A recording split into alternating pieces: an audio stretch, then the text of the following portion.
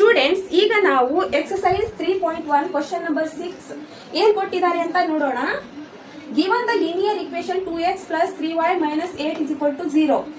Write another linear equation in two variables such that geometrical representation of the pair so formed is ಅಂತ ಕೊಟ್ಟಿದ್ದಾರೆ.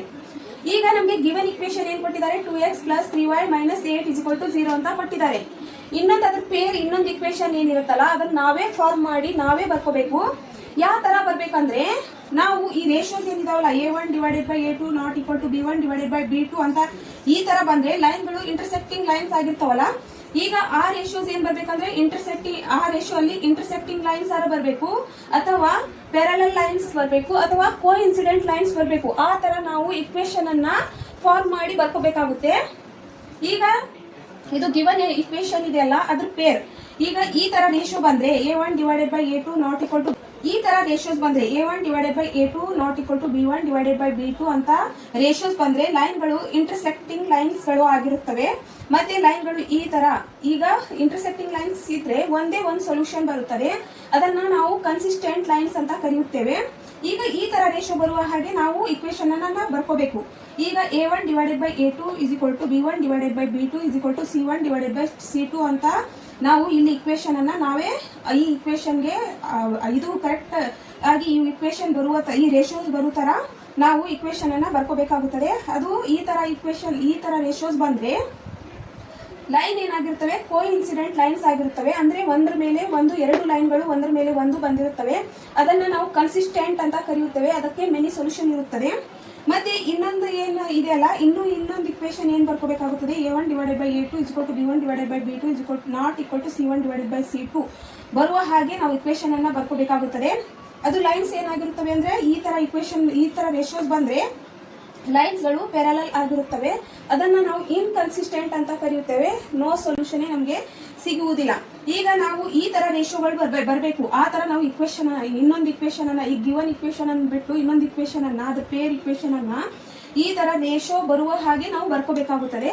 ಈಗ ನಾನು ಇಲ್ಲಿ given equation ಏನಿದೆಯಲ್ಲ ಅದನ್ನ ಇಲ್ಲಿ ಬರ್ಕೋತೀನಿ. 2x plus 3y minus 8 is equal to 0. ಈಗ ಈ ಇಕ್ವೇಶನ್ಗೆ ನಾನು ಇಂಟರ್ಸೆಕ್ಟಿಂಗ್ ಲೈನ್ಸ್ ಅಂದ್ರೆ ಇದರ ರೇಷಿಯೋ ಏನಿದೆ, ಈ ರೇಷಿಯೋನ ಇಲ್ಲಿ ಬರ್ಕೊಳ್ಳೋಣ. a1 divided by a2 not equal to b1 divided by b2. ಈ ತರ ರೇಷಿಯೋಸ್ ಬಂದ್ರೆ ಲೈನ್ಗಳು ಇಂಟರ್ಸೆಕ್ಟ್ ಆಗಿರುತ್ತವೆ. ಮತ್ತೆ ಅದನ್ನ ಕನ್ಸಿಸ್ಟೆಂಟ್ ಲೈನ್ಸ್ ಅಂತ ಕರೆಯುತ್ತೇವೆ. ಒಂದು ಸೊಲ್ಯೂಷನ್ ಬರುತ್ತದೆ. ಈಗ ನಾನು ಈ ತರ ರೇಷಿಯೋ ಬರ್ಬೇಕಂದ್ರೆ ನಾನು ಇಲ್ಲಿ 5x plus 4y minus 3 is equal to 0 ಅಂತ ಬರ್ಕೊಳ್ತೇನೆ. ಈಗ ಇದನ್ನ ನಾವು ರೇಷಿಯೋಸ್ ಅನ್ನ ಇಲ್ಲಿ a1 ಡಿವೈಡೆಡ್ ಬೈ a2 ಪ್ಲೇಸಿಗೆ ಈ ಕೋಎಫಿಷಿಯಂಟ್ ಏನಿದೆಲ್ಲ x ಕೋಎಫಿಷಿಯಂಟ್ ಅದನ್ನ ಬರ್ಕೊಳ್ಳೋಣ. 2 a1 ಅಂದ್ರೆ 2 ಇದೆ, a2 ಇದು ಇಕ್ವೇಶನ್ ನಂಬರ್ 1 ಮತ್ತೆ ಇದು ಇಕ್ವೇಶನ್ ನಂಬರ್ 2.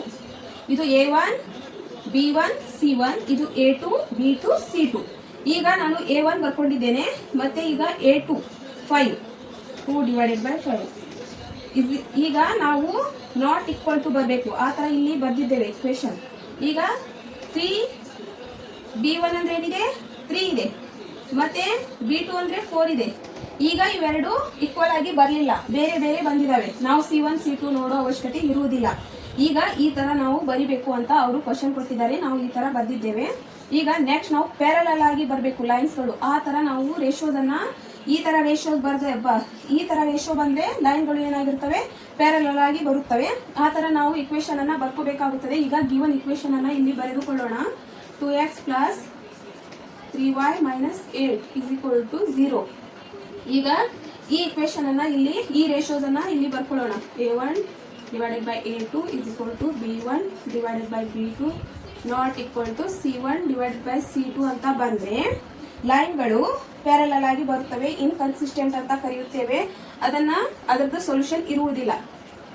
ಈ ತರ ನಾವು ಈ ಇಕ್ವೇಶನ್ಗೆ ನಾವು ಈ ರೇಷಿಯೋಸ್ ಬರುವ ತರ ಇನ್ನೊಂದು ಇಕ್ವೇಶನ್ ಅನ್ನ ಬರ್ಕೋಬೇಕು. ನಾನು ಇಲ್ಲಿ 4x ಅಂತ ಬರ್ಕೊಳ್ಳುತ್ತೇನೆ ಪ್ಲಸ್ 6y ಅಂತ ಬರೆದುಕೊಳ್ಳುತ್ತೇನೆ. ನಾನು ಇಲ್ಲಿ ಅಂದ್ರೆ ಇದ್ರ ಡಬಲ್ ಇಲ್ಲಿ 4x ಪ್ಲಸ್ 6y ಅಂತ ಬರ್ತಿದ್ದೇನೆ. ಇಲ್ಲಿ ಏನ್ ಬೇಕಾದ್ ಬರಿಬಹುದು. ನಾನು 24 ಇಸ್ ಈಕ್ವಲ್ ಟು 0 ಅಂತ ಬರೆದುಕೊಳ್ಳುತ್ತೇನೆ. ಈಗ ಇಲ್ಲಿ ಬರೆದುಕೊಳ್ಳೋಣ. 2 a1 ಅಂದ್ರೆ 2, ಇದು ಇಕ್ವೇಶನ್ ನಂಬರ್ 1 ಮತ್ತೆ ಇದು ಇಕ್ವೇಶನ್ ನಂಬರ್ 2. ಮತ್ತೆ a2 ಅಂದ್ರೆ 4, ಇಲ್ಲಿ ಇಸ್ ಈಕ್ವಲ್ ಟು ಇಲ್ಲಿ 3, b1 ಅಂದ್ರೆ ಮತ್ತೆ b2 ಅಂದ್ರೆ 6, ಇಲ್ಲಿ ನಾಟ್ ಈಕ್ವಲ್ ಟು ಬರಬೇಕು ನಮಗೆ. ಈಗ c1 ಅಂದ್ರೆ ಏನು, -8, ಇಲ್ಲಿ -24.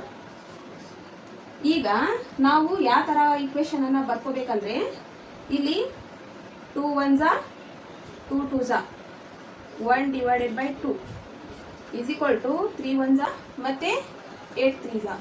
ಇಲ್ಲಿ ಇದು ಕ್ಯಾನ್ಸಲ್ ಆಗುತ್ತದೆ, ಇಲ್ಲಿ 1 ಡಿವೈಡೆಡ್ ಬೈ 3 ಬರುತ್ತದೆ. ಈಗ ಇವು ಎರಡು ಸೇಮ್ ಬಂದವೆ, ಇದು ಮಾತ್ರ ಚೇಂಜ್ ಬಂದಿದೆ. ಈ ತರ ನಾವು ಬರ್ಕೋಬೇಕಾಗುತ್ತದೆ. ಈ ತರ ಬಂದ್ರೆ ಲೈನ್ಗಳು ಪ್ಯಾರಲಲ್ ಆಗಿ ಬರುತ್ತವೆ. ಈಗ ಕೋಇನ್ಸಿಡೆಂಟ್ ಲೈನ್ಸ್ ಬರುವ ತರ ನಾವು ರೇಷಿಯೋಸ್ ಅನ್ನ ಬರ್ಕೋಬೇಕು. ಹಾಗಾದ್ರೆ ನಾವು ಇನ್ನೊಂದು ಇಕ್ವೇಶನ್ ಅನ್ನ ಆ ತರ ಬರ್ಕೊಂಡಾಗ ಈ ತರ ರೇಷಿಯೋಸ್ ಅನ್ನ ನಾವು ಮಾಡ್ಕೊಂಡ್ರೆ ಲೈನ್ಸ್ ಗಳು ಕೋಇನ್ಸಿಡೆಂಟ್ ಲೈನ್ಸ್ ಆಗುತ್ತವೆ ಮತ್ತು ಅದನ್ನ ಕನ್ಸಿಸ್ಟೆಂಟ್ ಅಂತ ಕರಿತೇವೆ. ಅದರದ್ದು ಮೇನಿ ಸೊಲ್ಯೂಷನ್ ಇರ್ತದೆ. ಇದನ್ನ ನಾನು ಗಿವನ್ ಸೊಲ್ಯೂಷನ್ ಅನ್ನ ಇಲ್ಲಿ ಗಿವನ್ ಇಕ್ವೇಶನ್ ಅನ್ನ ನಾನು ಇಲ್ಲಿ ಬರ್ಕೋತಾ ಇದ್ದೀನಿ. 2x 3y -8 is equal to 0. ಇದು ಇಕ್ವೇಶನ್ ನಂಬರ್ 1. ಈಗ ಇಲ್ಲಿ ಇದರದ್ದು ಕೋಇನ್ಸಿಡೆಂಟ್ ಲೈನ್ ಅಂದ್ರೆ ಏನಿದೆ, ಈ ರೇಷಿಯೋ ಬರುತ್ತದೆ. ಇದನ್ನ ನಾವು ಇಲ್ಲಿ ಬರ್ಕೊಳ್ಳೋಣ. a2 b1 b2 is equal to c1 c2. ಈಗ ನಾನು ಇನ್ನೊಂದು ಇಕ್ವೇಶನ್ ಅನ್ನ 4x -6y -16 ಅಂತ ಬರೆದುಕೊಳ್ಳುತ್ತೇನೆ. is equal to 0. ಇದು ಇಕ್ವೇಶನ್ ನಂಬರ್ 2. ಈಗ ನಾನು ಆ ರೇಷಿಯೋಸ್ ಅನ್ನ 2 ಡಿವೈಡೆಡ್ ಬೈ 4 ಮತ್ತೆ 3 ಡಿವೈಡೆಡ್ ಬೈ 6 ಆಗುತ್ತದೆ. ಮತ್ತೆ ಇಲ್ಲಿ -8 ಡಿವೈಡೆಡ್ ಬೈ -16 ಆಗುತ್ತದೆ. ಈಗ ನಾವು ಇದನ್ನ 2 1s 2 2s 1 divided by 2 is equal to, ಇಲ್ಲಿ ನಾವು ಈ ತರ ಇಕ್ವಲ್ ಬರಲಿಲ್ಲ ಅಂದ್ರೂ ನಡೆಯುತ್ತೆ. ಇಲ್ಲಿ 3 1s 3 2s 1 ಡಿವೈಡೆಡ್ ಬೈ 2. ಈಗ ಇದು 1 ಡಿವೈಡ್ಸ್ 8 2s. ಈಗ ಇದು ಕೂಡ ಇದು ಕ್ಯಾನ್ಸಲ್ ಆಗುತ್ತದೆ, 1 ಡಿವೈಡೆಡ್ ಬೈ 2. ಈಗ ಇವು ಮೂರು ಈಕ್ವಲ್ ಆಗಿ ಬಂದಿದೆ, ಅಂದ್ರೆ ಕೋಇನ್ಸಿಡೆಂಟ್ ಲೈನ್ಸ್ ಆಗುವ ತರನೇ ಈ ರೇಷಿಯೋಸ್ ಬಂದಿದೆ. ಈಗ ಈ ತರ ರೇಷಿಯೋಸ್ ಬಂದ್ರೆ ಕೋಇನ್ಸಿಡೆಂಟ್ ಲೈನ್ಸ್ ಒಂದ್ರ ಮೇಲೆ ಒಂದೆರಡು ಲೈನ್ಸ್ ಬಂದಿರ್ತವೆ ಮತ್ತು ಅದನ್ನ ನಾವು ಕನ್ಸಿಸ್ಟೆಂಟ್ ಲೈನ್ಸ್ ಅಂತ ಕರೀತೇವೆ. ಅದರದ್ದು ಮೆನಿ ಸೊಲ್ಯೂಷನ್ ಆಗಿರುತ್ತದೆ. ಈಗ ನಾವು ಕ್ವಶನ್ ನಂಬರ್ 6 ಅನ್ನ ನಾವು ಕಂಪ್ಲೀಟ್ ಆಗಿ ಮಾಡಿದ್ದೇವೆ. ಈಗ ಕ್ವಶನ್ ನಂಬರ್ 7 ಏನಿದೆ ಅಂತ ನೋಡೋಣ. ಈಗ ನಾವು ಎಕ್ಸರ್ಸೈಸ್ 3.1 ಕ್ವಶನ್ ನಂಬರ್ 7 ಏನ್ ಕೊಟ್ಟಿದ್ದಾರೆ ಅಂತ ನೋಡೋಣ. Draw the graphs of the equation x - y + 1 is equal to 0 and 3x + 2y - 12 is equal to 0. Determine the coordinates of the vertices of the triangle formed by these lines and the x-axis and shade the triangular region. ಈಗ ಇದೇನು equations ಕೊಟ್ಟಿದಾರಲ್ಲ, ನಮಗೆ ಎರಡು pair of linear equation ಅನ್ನ ಕೊಟ್ಟಿದ್ದಾರೆ. ಈಗ ಇದನ್ನ ನಾವು ಈ ಇಕ್ವೇಶನ್ ಇಂದ ನಾವು x ಮತ್ತು y ವ್ಯಾಲ್ಯೂಗಳನ್ನ ಫೈಂಡ್ ಮಾಡಿ ನಾವು ಗ್ರಾಫ್ ಅನ್ನ ಪ್ಲಾಟ್ ಮಾಡಿದ್ರೆ ಅಲ್ಲಿ ಒಂದು ಟ್ರಯಾಂಗಲ್ ಕ್ರಿಯೇಟ್ ಆಗುತ್ತದೆ. ಈಗ ನಾವು ಈ ಇಕ್ವೇಶನ್ ಅನ್ನ ಬರೆದು ನಾವು x ಮತ್ತು y ವ್ಯಾಲ್ಯೂನ ಫೈಂಡ್ ಮಾಡೋಣ. ಮತ್ತೆ ಆ ಟ್ರಯಾಂಗಲ್ ಏನ್ ಕ್ರಿಯೇಟ್ ಆಗುತ್ತಲ್ಲ ಅದನ್ನ ಶೇಡ್ ಮಾಡ್ರಿ ಅಂತ ಕೊಟ್ಟಿದ್ದಾರೆ. ಇಲ್ಲಿ ಗಿವನ್ ಇಕ್ವೇಶನ್ ಏನಿದೆ, x - y + 1 is equal to 0 ಅಂತ ಇದೆ. ಇದನ್ನ ಇಕ್ವೇಶನ್ ನಂಬರ್ 1 ಅಂತ ಬರೆದುಕೊಳ್ಳೋಣ. ಮತ್ತೆ 3x + 2y - 12 is equal to 0. ಇದು ಇಕ್ವೇಶನ್ ನಂಬರ್ 2. ಇದನ್ನ ಇಕ್ವೇಶನ್ ನಂಬರ್ 2 ಅಂತ ಬರೆದುಕೊಳ್ಳೋಣ. ಈಗ ನಾನು ಈ ಇಕ್ವೇಶನ್ ಅನ್ನ x - y is equal to ಇದು +1 ಅನ್ನ ಈ ಸೈಡ್ ಬಂದ್ರೆ -1 ಆಗುತ್ತದೆ. ಈ ಇಕ್ವೇಶನ್ ಅನ್ನ ನಾನು ಈ ತರ ಬರ್ಕೋತಾ ಇದ್ದೀನಿ. ಈಗ ಮೊದಲು ನಾವು x ಮತ್ತು y ವ್ಯಾಲ್ಯೂಸ್ ಗಳನ್ನ ಫೈಂಡ್ ಮಾಡಬೇಕು. x ಮತ್ತು y ವ್ಯಾಲ್ಯೂಗಳನ್ನ ಫೈಂಡ್ ಮಾಡ್ಬೇಕಂದ್ರೆ ನಾವು ಈ ತರ ಬಾಕ್ಸ್ ಹಾಕೊಂಡು x ಮತ್ತು y ನ ಇಲ್ಲಿ ಬರ್ಕೋಬೇಕು. ಈಗ ನಾನು ಈ ಇಕ್ವೇಶನ್ ಅನ್ನ ಇಲ್ಲಿ ಬರ್ಕೋತೀನಿ. x - y is equal to -1. ನಾನು ಇಲ್ಲಿ x ಪ್ಲೇಸ್ ಅಲ್ಲಿ 0 ನ ಬರ್ಕೋತೀನಿ. -y is equal to -1. ಈಗ ಇಲ್ಲಿ ಈ ಮೈನಸ್ ಕ್ಯಾನ್ಸಲ್ ಆಗಿ y is equal to 1 ಬರುತ್ತದೆ. ಈ 1 ಅನ್ನ ನಾವು ಇಲ್ಲಿ ಬರೆದುಕೊಳ್ಳೋಣ. ಮತ್ತೆ ಈ ಇಕ್ವೇಶನ್ ಅನ್ನ ಇಲ್ಲಿ ಬರೆದುಕೊಳ್ಳೋಣ. ಈ equation y is equal to -1. ನಾನು ಈಗ y ಪ್ಲೇಸ್ ಅಲ್ಲಿ 0 ನ ಬರ್ಕೋತೀನಿ. x - 0 is equal to -1. ಇಲ್ಲಿ ಎಕ್ಸ್ ಇಸ್ ಈಕ್ವಲ್ ಟು -1 ಬರುತ್ತದೆ. ಈಗ ನಾವು -1 ಇಲ್ಲಿ ಬರೆಯೋಣ. ಇಲ್ಲಿ ನಮಗೆ 0,1 ಮತ್ತೆ -1,0 ವ್ಯಾಲ್ಯೂಸ್ಗಳು ಸಿಕ್ಕಿದಾವೆ. ಇದನ್ನೇ ನಾವು ಗ್ರಾಫ್ ಅಲ್ಲಿ ಪ್ಲಾಟ್ ಮಾಡಬೇಕು. ಈಗ x ಅಂದ್ರೆ 0 ಇದೆ, y ಅಂದ್ರೆ 1 ಇದೆ. x ಅಂದ್ರೆ -1 ಇದೆ, y ಅಂದ್ರೆ 0 ಇದೆ. ಈಗ 0 ಇಲ್ಲಿದೆ, ಮತ್ತೆ 1 y ಆಕ್ಸಿಸ್ ಅಲ್ಲಿ 1 ಇಲ್ಲಿದೆ. ಈಗ ನಮಗೆ ಇಲ್ಲಿ 1 ಪಾಯಿಂಟ್ ಸಿಕ್ಕಿದೆ. ನೆಕ್ಸ್ಟ್ x ಅಲ್ಲಿ -1 ಇಲ್ಲಿದೆ, ಮತ್ತೆ y ಆಕ್ಸಿಸ್ ಅಲ್ಲಿ 0 ಇಲ್ಲಿದೆ. ಈಗ ನಾವು ಲೈನ್ ಅನ್ನ ಎಳೆಯೋಣ.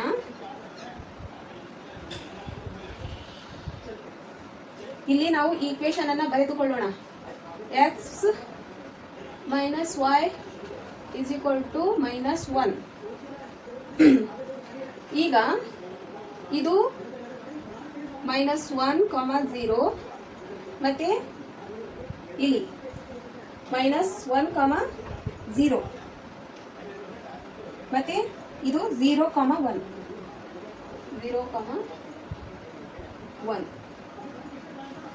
ಈಗ ನಾವು ನೆಕ್ಸ್ಟ್ ಇಕ್ವೇಶನ್ ಅನ್ನ x ಮತ್ತು y ವ್ಯಾಲ್ಯೂನ ಫೈಂಡ್ ಮಾಡೋಣ.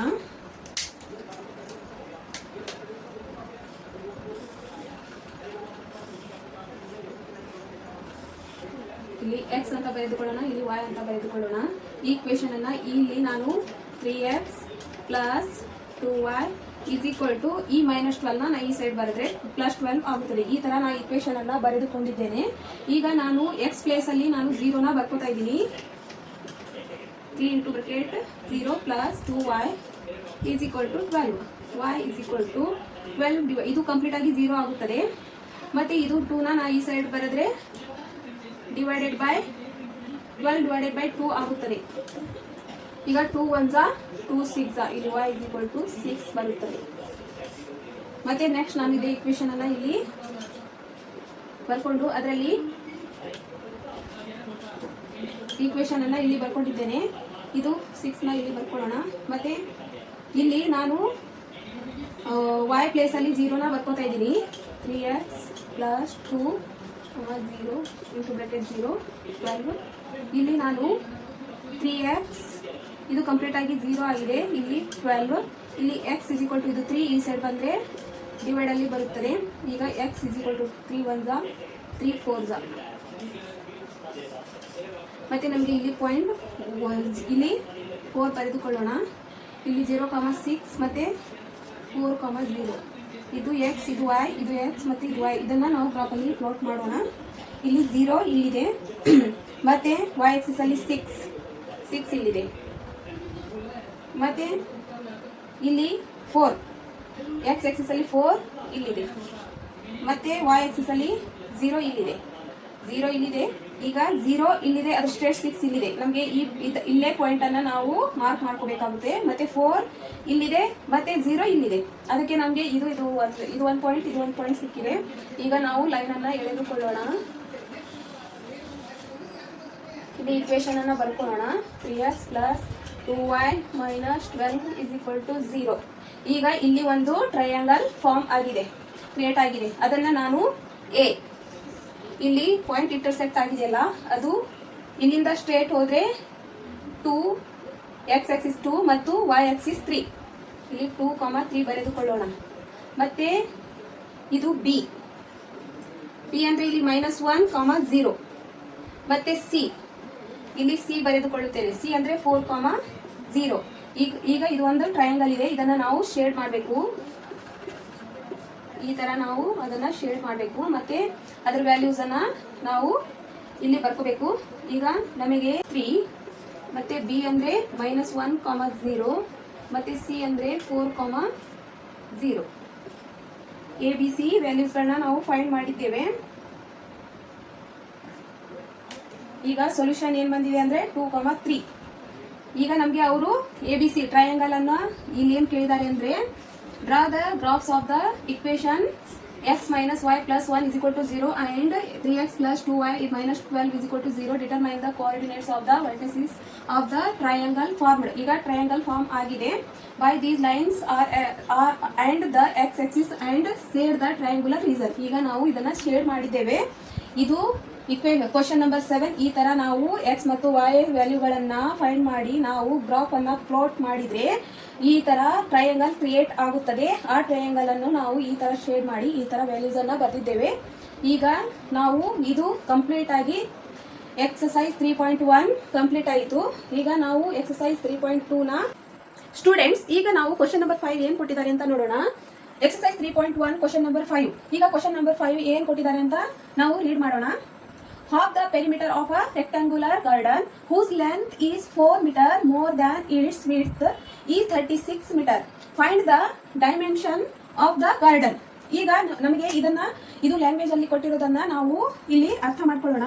ಇದು ಒಂದು ಗಾರ್ಡನ್. ಈಗ ಇದು ಬ್ರೆಡ್ತ್ ಮತ್ತು ಇದು ಲೆಂತ್. ಈಗ ಅವ್ರೇನ್ ಕೊಟ್ಟಿದ್ದಾರೆ ಇಲ್ಲಿ whose length is 4 meter more than its width. width ಗಿನ ಅದು ಲೆಂತ್ ಏನಿದೆ ಅಲ್ಲ 4 ಮೀಟರ್ ಹೆಚ್ಚಿಗಿದೆ. ಅದಕ್ಕೆ ಇದನ್ನ ನಾವು ಇದರದ್ದು ಏನಂತ ಹೇಳಿದ್ದಾರೆ ಹಾಫ್ ದ ಪೆರಿಮೀಟರ್. ಪೆರಿಮೀಟರ್ ಅಂದ್ರೆ ಏನಿದೆ 2l plus b.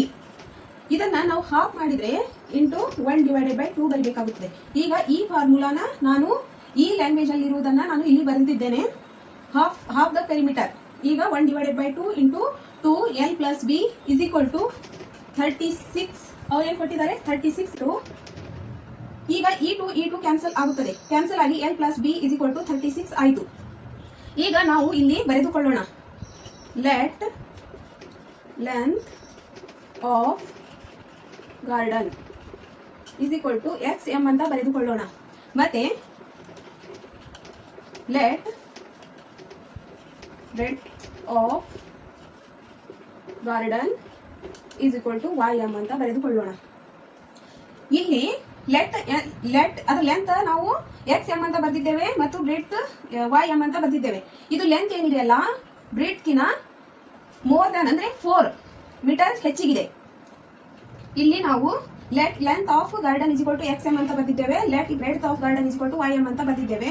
ಈಗ ಇದು ಬ್ರೆಡ್ತ್ ಏನಿದೆ ಸ್ಮಾಲ್ ಇದೆ ಮತ್ತೆ ಲೆಂತ್ ಏನಿದೆ ಹೆಚ್ಚಿಗಿದೆ. ಈಗ ಇದಕ್ಕಿನ 4 ಮೀಟರ್ ಹೆಚ್ಚಿಗಿದೆ. ಇದನ್ನೇ ನಾವು ಇಲ್ಲಿ ಪ್ರೂವ್ ಮಾಡಿ ಬರೀಬೇಕಾಗಿದೆ. ಇಲ್ಲಿ ಅವ್ರು ಏನಂದಿದ್ದಾರೆ find the dimension of the garden ಅಂತ ಕೊಟ್ಟಿದ್ದಾರೆ. ನಾವು ಈಗ ಅದರ ಡೈಮೆನ್ಷನ್ ಅನ್ನ ಫೈಂಡ್ ಮಾಡಬೇಕು. ಈಗ ನಾನು ಇಲ್ಲಿ x plus y is equal to 36 ಅಂತ ಬರೆದುಕೊಳ್ಳುತ್ತೇವೆ. x plus y is equal to 36 ಅಂತ ಬರೆದಿದ್ದೇನೆ. ಈಗ ನಾವು x ಮತ್ತು y ವ್ಯಾಲ್ಯೂಗಳನ್ನ ಫೈಂಡ್ ಮಾಡಬೇಕು.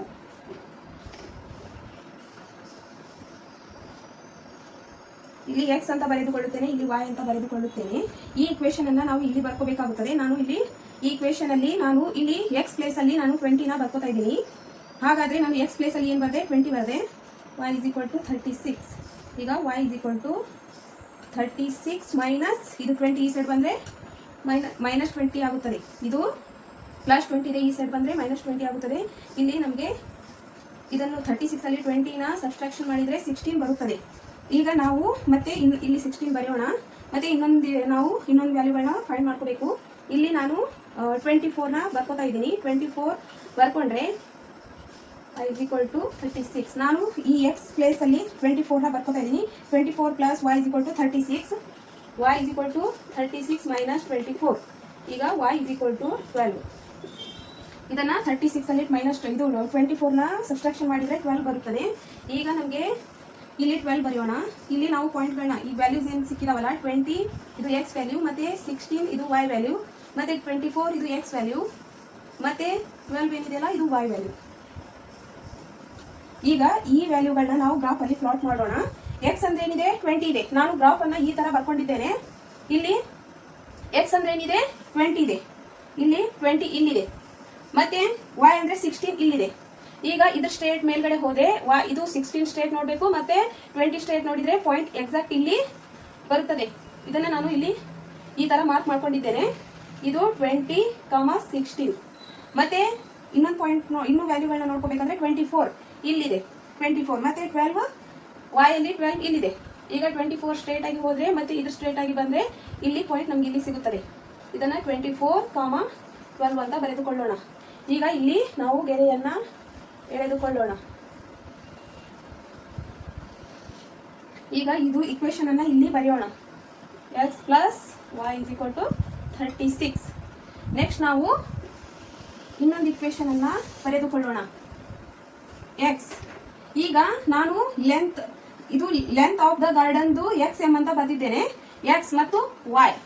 ಇಲ್ಲಿ ಬ್ರಿಡ್ತ್ ಆಫ್ ದ ಗಾರ್ಡನ್ದು ವೈ ಅಂತ ಬಂದಿದ್ದೇನೆ. ಇವು ಎರಡನ್ನು ಈಕ್ವಲ್ ಆಗಿ ಬರಿಬೇಕಂದ್ರೆ ಅವ್ರು ಏನಂದಿದ್ದಾರೆ, ಈಗ ಲೆಂತ್ ಏನಿದೆಯಲ್ಲ ಇದು ಲೆಂತ್ ಏನಿದೆಯಲ್ಲ ವಿಡ್ತ್ಕಿನ 4 ಮೀಟರ್ ಹೆಚ್ಚಿಗಿದೆ ಅಂತ ಹೇಳಿದ್ದಾರೆ. ಅದಕ್ಕೆ ನಾನು ಇಲ್ಲಿ +4 ನ ಬರ್ಕೊತಾ ಇದ್ದೀನಿ. +4 ಬರ್ಕೊಟ್ರೆ ಎಕ್ಸ್ ಮತ್ತು ವೈ ಏನಾಗುತ್ತದೆ, ಈಕ್ವಲ್ ಆಗುತ್ತದೆ. ಇದು ಇಕ್ವೇಶನ್ ನಂಬರ್ 2. ಈಗ ನಾವು ಈ ತರ ಬಾಕ್ಸ್ ಗಳನ್ನ ಬರ್ಕೋಬೇಕು. ನಾವು ಎಕ್ಸ್ ಮತ್ತು ವೈ ವ್ಯಾಲ್ಯೂಗಳನ್ನ ಫೈಂಡ್ ಮಾಡ್ಕೋಬೇಕಂದ್ರೆ ಎಕ್ಸ್ ಮತ್ತು ವೈ. ಈಗ ನಾನು ಈ ಇಕ್ವೇಶನ್ ಅಲ್ಲಿ ವ್ಯಾಲ್ಯೂಗಳನ್ನ, ಈಗ ನಾನು ವೈ ಅಂದ್ರೆ 4 ಅಂತ ಬರ್ಕೋತೀನಿ. ಈಗ ಈ ಪ್ಲೇಸ್ ಅಲ್ಲಿ ನಾನು 4 ಅಂತ ಬರ್ಕೋತೀನಿ ಇಲ್ಲಿ. ಪ್ಲಸ್ ಈಗ ಇದು ಆಲ್ರೆಡಿ 4 ಇದೆ. ಎಕ್ಸ್ ಇಸ್ ಈಕ್ವಲ್ ಟು ಇದು ಆಡ್ ಆಗಿ ಏನು ಬರುತ್ತದೆ, 8 ಬರುತ್ತದೆ. ನಮಗೆ ಎಕ್ಸ್ ವ್ಯಾಲ್ಯೂ ಏನು ಬಂದಿದೆ, 8 ಸಿಕ್ಕಿದೆ. ನೆಕ್ಸ್ಟ್ ನಾವು ಇನ್ನು ಈ ವ್ಯಾಲ್ಯೂಗಳನ್ನ ನಾವು ಫೈಂಡ್ ಮಾಡ್ಕೋಬೇಕು. ಇಲ್ಲಿ ಎಕ್ಸ್ ಇಸ್ ಈಕ್ವಲ್ ಟು ನಾನು ವೈ ಪ್ಲೇಸ್ ಅಲ್ಲಿ 8 ಬರ್ಕೋತೀನಿ. ವೈ ಪ್ಲೇಸ್ ಅಲ್ಲಿ 8 ಬರ್ಕೊಂಡ್ರೆ plus 4 x is equal to 12 ಬರುತ್ತದೆ. ಈಗ ಇಲ್ಲಿ 12 ಬರೆಯೋಣ. ಈಗ ನಮಗೆ ವ್ಯಾಲ್ಯೂಗಳು ಸಿಕ್ಕಿದಾವೆ, ಎಕ್ಸ್ ಮತ್ತು ವೈ ವ್ಯಾಲ್ಯೂಗಳು 8, 4, 12, 8. ಈಗ ಈ ವ್ಯಾಲ್ಯೂಗಳನ್ನ ಇಲ್ಲಿ ಗ್ರಾಫ್ ಅಲ್ಲಿ ಪ್ಲಾಟ್ ಮಾಡೋಣ. ಈಗ 8 ಎಕ್ಸ್ ಆಕ್ಸಿಸ್ ಅಲ್ಲಿ 8, ಇದು ಎಕ್ಸ್ ಮತ್ತು ಇದು ವೈ, ಇದು ಎಕ್ಸ್ ಮತ್ತು ಇದು ವೈ. ಎಕ್ಸ್ ಆಕ್ಸಿಸ್ ಅಲ್ಲಿ ನಾವು 8 ಇಲ್ಲಿದೆ, ಮತ್ತೆ ವೈ ಆಕ್ಸಿಸ್ ಅಲ್ಲಿ 4 ನ ನೋಡ್ಕೋಬೇಕು. ಇದು ಸ್ಟ್ರೇಟ್ ಮತ್ತು ಇದು ಸ್ಟ್ರೇಟ್ ನೋಡಿದ್ರೆ ಪಾಯಿಂಟ್ ಎಕ್ಸಾಕ್ಟ್ ಇಲ್ಲಿ ಬರುತ್ತದೆ. ಮತ್ತೆ 12 ಎಕ್ಸ್ ಆಕ್ಸಿಸ್ ಅಲ್ಲಿ ಇಲ್ಲಿ ನೋಡಬೇಕು, ಮತ್ತೆ 8 ಇದನ್ನ ನಾವು ಇದು ಸ್ಟ್ರೇಟ್ ಆಗಿ 8 ಸ್ಟ್ರೇಟ್ ಆಗಿ ಮತ್ತೆ 12 ಸ್ಟ್ರೇಟ್ ಆಗಿ ಪಾಯಿಂಟ್ ಇಲ್ಲಿ ಬರುತ್ತದೆ. ಈಗ ನಾವು ಗೆರೆ ಇದು 8, 4 ಇಲ್ಲಿ 12, 6. ಈಗ ನಾವು ಗೆರೆಯನ್ನ ಎಳೆಯೋಣ. ಈಗ ಎಕ್ಸಾಕ್ಟ್ ಈಗ ನಾವು ಇದು ಪಾಯಿಂಟ್ ಏನ್ ಬಂದಿದೆಯಲ್ಲ ಇದೇ ಸೊಲ್ಯೂಷನ್. ಈಗ ನಾವು ಇದನ್ನ ನೋಡ್ಬೇಕಂದ್ರೆ ಇಲ್ಲಿಂದ 20 ಎಕ್ಸ್ ಮತ್ತೆ ಈ ಸೈಡ್ ನೋಡಿದ್ರೆ 16 ಇಲ್ಲಿ ಈ ಪಾಯಿಂಟ್ ಇಂಟರ್ಸೆಕ್ಟ್ ಆಗಿದೆ. ನಾವು ಇಲ್ಲಿ ಪಾಯಿಂಟ್ ಬಂದಿದ್ದೇವಲ್ಲ ಅದೇ ಸೊಲ್ಯೂಷನ್ ಬಂದಿದೆ. ಈಗ ಸೊಲ್ಯೂಷನ್ ಅನ್ನ ಬರೆಯೋಣ. ಸೊಲ್ಯೂಷನ್ ಏನ್ ಬಂದಿದೆ ಅಂದ್ರೆ 20, 16 ಬಂದಿದೆ. ಎಕ್ಸ್ ಇಸ್ ಈಕ್ವಲ್ ಟು 20 ಮತ್ತೆ ವೈ ಇಸ್ ಈಕ್ವಲ್ ಟು 16. ಈಗ ನಾವು therefore length is equal to 20 m and breadth is equal to 16 m ಬರುತ್ತದೆ ಆನ್ಸರ್. ಈಗ ಸೊಲ್ಯೂಷನ್ ಇದು length is equal to 20 m, breadth is equal to 16. ಈಗ length ಏನಿದೆಯಲ್ಲ ಬ್ರೆಡ್ತ್ಕಿನ 4 metre ಹೆಚ್ಚಿಗಿದೆ, ಅದೇ answer ಕೂಡ ಅದೇ ಬಂದಿದೆ. ಈಗ ಬ್ರೆಡ್ತ್ಕಿನ ಲೆಂತ್ ಏನಿದೆ 4 ಮೀಟರ್ ಹೆಚ್ಚಿಗೆ ಬಂದಿದೆ. ಈಗ ಅವ್ರು ಏನಂದಿದ್ರು, ಈಗ ಬ್ರೆಡ್ತ್ಕಿನ ಲೆಂತ್ 4 ಮೀಟರ್ ಹೆಚ್ಚಿಗಿದೆ, ಅದ್ರ find the dimension of the garden ಅಂತ ಕೊಟ್ಟಿದ್ರು. ನಾವು ಎಕ್ಸ್ ಮತ್ತು ಈ ಇಕ್ವೇಶನ್ ಅನ್ನ ಅದ್ರ ಪೆರಿಮೀಟರ್ ಅನ್ನ ಬರೆದು ಅದನ್ನ ಹಾಫ್ ಅಂತ ಬರೆದ್ರೆ 1/2 into bracket l + b = 36 m ಅಂತ ಬರ್ತಿದ್ದೇವೆ. ಇದು 2 ಕ್ಯಾನ್ಸಲ್ ಆಗಿ l + b = 36. ಇಕ್ವೇಶನ್ ನಂಬರ್ 1 ನಾವು length of the garden x m ಅಂತ ಬರ್ತಿದ್ದೇವೆ, breadth of the garden y m ಅಂತ ಬರ್ತಿದ್ದೇವೆ. ಈಗ ನಾನು ಇಕ್ವೇಶನ್ ಈ ತರ ಬರ್ಕೊಂಡಿದ್ದೇನೆ, x + y = 36 ಇಕ್ವೇಶನ್ ನಂಬರ್ 1. ಮತ್ತೆ ನಾವು ಇದೇ ಇಕ್ವೇಶನ್ ಅಲ್ಲಿ x ಮತ್ತು y ವ್ಯಾಲ್ಯೂಗಳನ್ನ ಪುಟ್ ಮಾಡಿ x ಮತ್ತು y ವ್ಯಾಲ್ಯೂಗಳನ್ನ ನಾವು ಇಲ್ಲಿ ಫೈಂಡ್ ಮಾಡಿದ್ದೇವೆ. ಇದನ್ನೇ ನಾವು ಈ ತರ x ಮತ್ತು y ವ್ಯಾಲ್ಯೂಗಳನ್ನ ಫೈಂಡ್ ಮಾಡಿ ಅದೇ ವ್ಯಾಲ್ಯೂಗಳನ್ನ ನಾವು ಗ್ರಾಫ್ ಅಲ್ಲಿ ಈ ತರ ಪ್ಲಾಟ್ ಮಾಡಿ ನಮಗೆ ಸೊಲ್ಯೂಷನ್ ಏನ್ ಸಿಕ್ಕಿದೆ ಅಂದ್ರೆ 20, 16 ಸಿಕ್ಕಿದೆ. 20 ಅಂದ್ರೆ x ಮತ್ತೆ 16 ಅಂದ್ರೆ y. ನಾವು x ಅಂದ್ರೆ ಏನಿದೆ ಲೆಂತ್ ಆಫ್ ದ ಗಾರ್ಡನ್, ಮತ್ತೆ y ಅಂದ್ರೆ ಏನಿದೆ ಬ್ರೆಡ್ತ್ ಆಫ್ ದ ಗಾರ್ಡನ್. ಅದೇ ತರ ಕರೆಕ್ಟ್ ಆಗಿ ನಾವು x ಅಂದ್ರೆ 20 ಇದು 4 ಮೀಟರ್ ಲೆಂತ್, ಬ್ರೆಡ್ತ್ 4 ಮೀಟರ್ ಹೆಚ್ಚಿಗಿದೆ ಅಂದ್ರೆ 20 ಬಂದಿದೆ, ಮತ್ತೆ ಬ್ರೆಡ್ತ್ 16 ಬಂದಿದೆ. ಇದೇ ತರ ನಾವು ವ್ಯಾಲ್ಯೂಗಳನ್ನ ಫೈಂಡ್ ಮಾಡ್ಕೋಬೇಕು, ಮತ್ತೆ ಸೊಲ್ಯೂಷನ್ ಅನ್ನ ಫೈಂಡ್ ಮಾಡಿ ಈ ತರ ನಾವು ಗ್ರಾಫ್ ಅನ್ನ ಪ್ಲಾಟ್ ಮಾಡಬೇಕು. ಈಗ ನೆಕ್ಸ್ಟ್ ಕ್ವಶನ್ ನಂಬರ್ 6 ನ ಏನ್ ಕೊಟ್ಟಿದ್ದಾರೆ